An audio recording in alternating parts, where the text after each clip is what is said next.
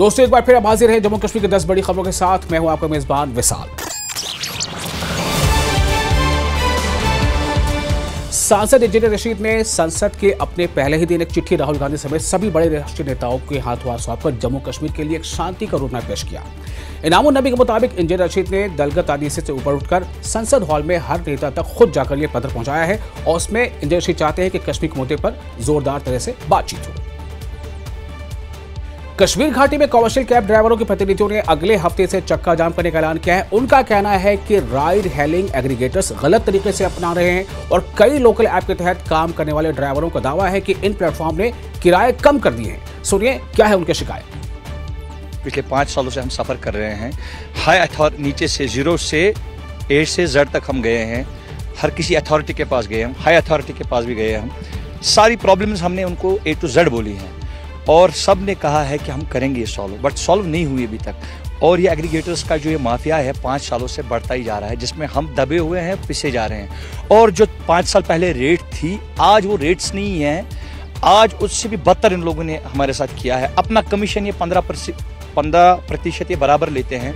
अगर पिछले साल 200 रेट था, आज उन लोगों ने 120-30 किया है और 15% कमीशन ये लोग बराबर ले रहे हैं, जबकि इनको कमीशन भी कम करना चाहिए था। हमारी जो यहाँ पे यूनियन है जेके रेडियो टैक्सी, वो अभी तक मुतालबा कर रही थी सरकार से, तो अभी तक उनकी तरफ से कोई रिस्पॉन्स नहीं आया। तो जब रिस्पॉन्स नहीं आया तो हम सब ड्राइवर्स मजबूर हो गए एक स्ट्राइक देने के लिए। इसमें किसी भी यूनियन का कोई ये नहीं है कि हम सब ड्राइवर मिलके अपने हक के लिए उठे हैं। अभी आईजी बीएसएफ कश्मीर अशोक यादव ने एक बड़ा खुलासा किया है। उनके मुताबिक जब उन्होंने पीसी की तो उन्होंने बताया कि पाकिस्तान जो है कई लॉन्चिंग पैड बनाकर तैयार रखा है और ऐसी सूचना है कि 120 के करीब आतंकवादी है जो हमेशा घुसपैठ करने के फिराक पर रहते हैं। पूरी तफसील सुनिए उनके इस बयान में। During the year 2025-26 BSF Kashmir Frontier achieved huge operational successes in close coordination and synergy with the Army and other sister agencies. The most remarkable achievement was the first phase of Op Sindoor, where BSF units along with Indian Army had effectively executed fire assaults on park posts and terrorist launching pads along the LOC, displayed strong, accurate and professional response, including its artillery regiments had carried out heavy and accurate shelling and firing on enemy posts and bunkers, causing huge casualty to Pak troops, heavy damage to their forward posts, and complete destructions of some of their terrorist launching pads along the LOC. BSF's professional, effective, and impactful action against the enemy during Op Sindoor was greatly appreciated by Honorable Prime Minister of India, Union Home Minister and Union Defence Minister and heads of other security agencies. Jammu Kashmir में 8 जगहों पर NIA की red मारी गई। आतंकी गतिविधि में शामिल लोगों के खिलाफ कार्रवाई। शोपियां, पुलवामा, काजीगुंड में हुई छापेमारी। पांपुर के शभुरा में भी तलाशी अभियान चलाया। यानी कि कुल मिलाकर ये एनआईए लगातार अपनी इन्वेस्टिगेशन को आगे बढ़ा रहा है और जो आतंकवाद उसका खात्मा करके ही रहेगा।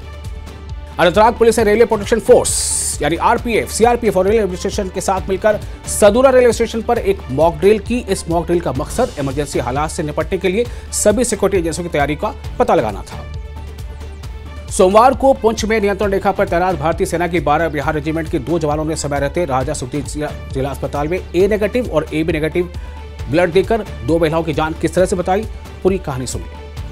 जी, हमको खून की ज़रूरत थी। मेरी बेटी शरीफा भी इधर दाखिल थी अस्पताल में, तो इसका खून नहीं मिल रहा था, तो 1 बोतल का लगाई तो फिर नहीं मिल रहा था। तो आज आर्मी वाले 2 आए, उनके खून दिया। शुक्रिया आर्मी वाले को मैं करता हूँ, सलाम करता हूँ मैं शुक्रिया उनका। जो है ये देश की राखी भी करते हैं, तो अवाम की वफादार भी है, तो उन्होंने खून भी आई दिया। उनका मैं बहुत उनको सलाम में करता। आज हमें जो है एक ब्लड की जो है मनफी ग्रुप की जो है B नेगेटिव A नेगेटिव हमें शॉर्टेज पड़ गई। तो हमने अपनी जो है इंडियन नेशनल फौज के ऑफिसर जो हैं 12 बिहार रेजिमेंट की जो पुंछ में यहाँ पे पोस्टेड हैं, उनसे हमने रिक्वेस्ट की थी कि तो हमारी जो हेल्प कीजिए। तो उन्होंने आज यहाँ पे अपने जवान जो हैं 2 भेजे, एक B नेगेटिव वाला और एक A नेगेटिव वाला। उन्होंने हमें ब्लड यहाँ डोनेट किया और ये दोनों ब्लड जो है यहाँ पे जो पेशेंट हमारे पास हैं उनको हमें जो है ट्रांसफ्यूज़ करने हैं, उनकी जानों को बचाना है। तो इस मौके पर मैं अपनी फ़ौज को ख़ास करके 12 बिहार रेजिमेंट जो हमारे पूंछ में यहाँ पोस्टिंग है, जो हमारी हर वक्त जो हमारे साथ सहयोग करते हैं, हेल्प करते हैं, उनको मैं सैल्यूट करता हूँ, उनको मैं धन्यवाद कहता हूँ, शुक्रिया करता हूँ कि वो हमारे ऐसे टाइम है जहाँ जब हमारे पास कोई शॉर्टेज पड़ती है तो हमारी वो हेल्प करते हैं। जम्मू कश्मीर के जल जीवन घोटाले पर बड़ी खबर है। घोटाले को लेकर दिल्ली हाईकोर्ट में मानहानि का केस दर्ज हुआ है। जम्मू कश्मीर के पूर्व मुख्य सचिव ने यह मुकदमा किया। हाईकोर्ट ने अशोक कुमार परमार को समन भेजा है। 3 फरवरी को हाईकोर्ट में अगली सुनवाई होनी है। दरअसल ये पूरा मामला जल जीवन घोटाले से जुड़ा है। पांपोर एमएलए हसनैन मसूदी ने जल जीवन मिशन के तहत बिजनारी बटडलू पानपुर में वाटर सप्लाई स्कीम का इफ्तिताह किया और इस स्कीम को उन्होंने 7 लाख रुपए की लागत से बनाया है। साथ ही कहा है कि कैसे उनकी सरकार लगातार तरक्की काम कर रही है। सुनिए। कोई बंदोबस्त नहीं था, कोई इंतजाम नहीं था जो पाइप्ड वाटर का।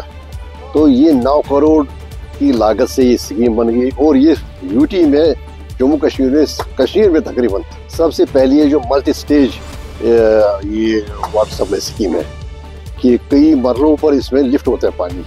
9 करोड़ रुपए इस पर खर्चा आया है। इससे हमारी सारी जो आबादी है, 3 देहात जो हमारे 3 हैबिटेशन बरदलो, पट्टन और बजनारी, वहाँ पानी की फराहमी यकीनी बन गई, मुमकिन बन गई। और अभी 1 साल पहले बड़ी दिक्कत होती थी, ये सारा पोर्टेबल वाटर वहाँ सप्लाई होता था, यहाँ पानी की कमी होती थी। लेकिन इससे सारा वो मामला सारी इलाके का अब ये एड्रेस हो गया, वो प्रॉब्लम एड्रेस हो गई।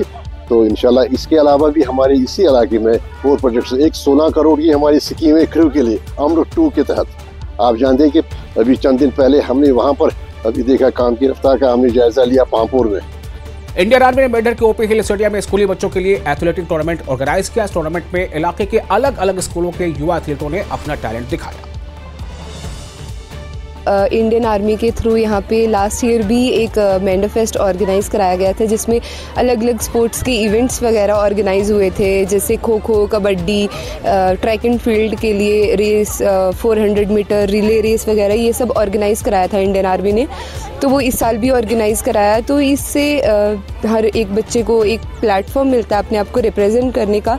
काफ़ी सारे एथलीट्स हैं यहाँ पे जिन्होंने आज भी मेडल्स वगैरह जीते हैं। तो I am so glad and thankful to Indian army के उन्होंने इतना अच्छा प्लेटफॉर्म बच्चों को दिया। और हम बहुत थैंकफुल हैं इनके कि इन्होंने हमें इतनी अपॉर्चुनिटी दी कि हम यहाँ पे गेम्स खेले। लाइक जैसे यहाँ पे बहुत डिफरेंट गेम्स हैं, रेस है, 100 मीटर, 200 मीटर, लॉन्ग जंप है, शॉर्ट पुट है, डिस्कस थ्रो है, काफ़ी डिफरेंट गेम्स हैं और हम यहाँ पे पार्टिसिपेट करने के लिए आए हैं। और हम बहुत थैंकफुल हैं इनके कि इन्होंने हमें इतना यहाँ पे मौका दिया कि हम यहाँ पे खेल रहे।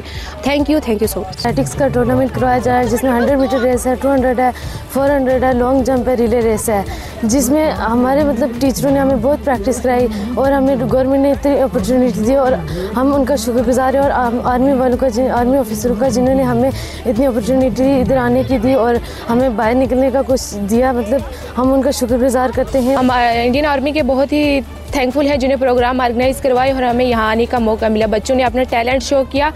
तो आज ये जो इंडियन आर्मी ने एथलेटिक्स मीट यहाँ शुरू किया है, ये मेंढर फेस्ट 2025 का एक हिस्सा है। तो इसमें बहुत सारे स्कूल्स के बच्चों ने हिस्सा लिया है, जैसे ओछाद, डराना, गोलद, मेंढर। ऑपरेशन सिंदूर के दौरान गोलीबारी में शहीद हुए लोगों को श्रद्धांजलि देने के लिए पुंछ कॉलेज मैदान में पहले ऑपरेशन सिंदूर मार्टार्स मेमोरियल T20 क्रिकेट टूर्नामेंट का शुभारंभ किया गया। टूर्नामेंट में बड़ी तादाद में खिलाड़ियों और खेल प्रेमियों ने हिस्सा लिया। इफ्तिताही समारोह की अध्यक्षता राकेश पुरी और विजय कुमार ने की।